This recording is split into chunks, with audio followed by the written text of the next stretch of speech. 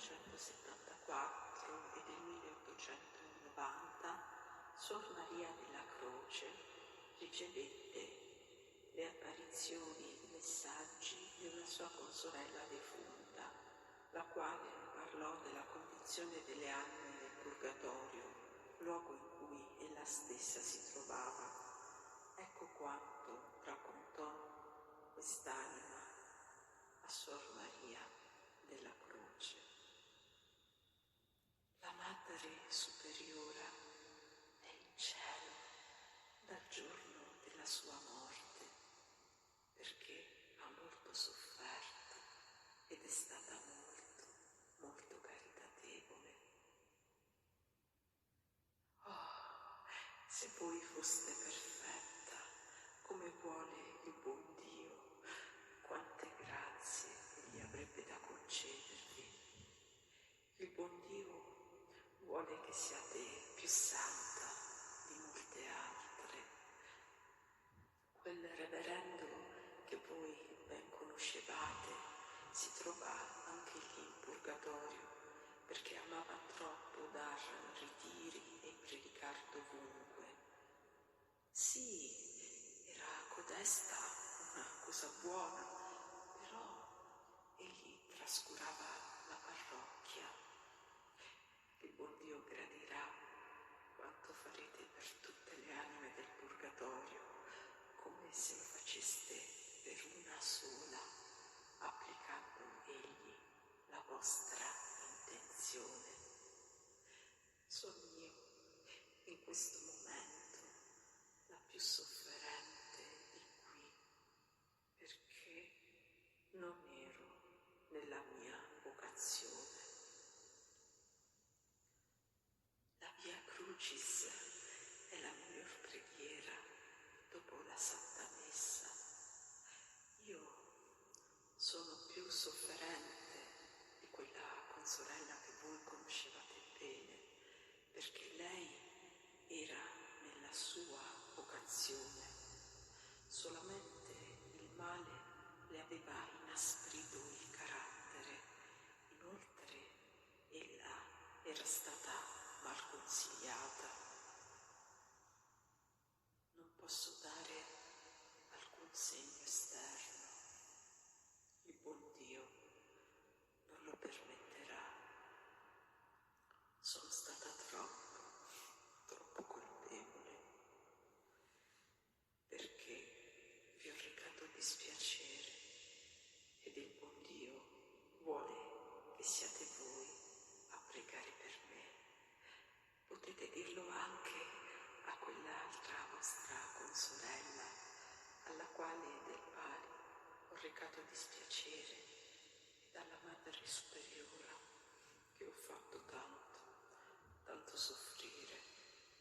Oh, se ella potesse far celebrare delle messe in mio suffragio, qualche rosario per me, le vostre meditazioni ben fatte, perché io non ne facevo affatto, l'ufficio ben recitato, perché io non lo recitavo bene, una grande modestia dappertutto, perché io tenevo sempre gli occhi alzati per vedere quanto non bisognava che vedessi, alcune elevazioni e una grande sottomissione alla Madre Superiora, che ho fatto tanto soffrire. Povera Madre Superiora. Ah, se sapeste quello che io soffro. Pregate per me, perché soffro estremamente dappertutto. Oh, mio Dio, quanto siete misericordioso. Ahimè, ci si figura cosa sia il purgatorio. Dovete essere buona e aver pietà delle anime. Qualche buon consiglio, la via crucis. Sulla terra soffrirete sempre, quanto al corpo e quanto allo spirito, e sovente quanto all'uno e quanto all'altro insieme. Oh, se voi sapeste quanta felicità vi è in cielo. Vi è una distanza sì grande tra il purgatorio ed il cielo. Talvolta abbiamo come un eco delle gioie che gustano i beati in paradiso,